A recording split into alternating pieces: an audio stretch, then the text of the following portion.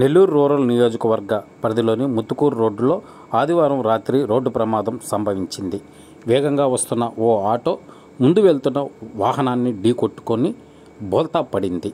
ఈ ప్రమాదంలో ఆటో డ్రైవర్కు స్వల్ప గాయాలయ్యాయి. ప్రమాదానికి భయపడిన ఆటో డ్రైవర్ అక్కడి నుంచి పరారయ్యాడు. ప్రమాద విషయాన్ని ట్రాఫిక్ పోలీసులకు తెలియజేయడంతో వారు హుటాహుటిన సంఘటనా స్థలానికి చేరుకున్నారు. ట్రాఫిక్ను క్లియర్ చేశారు.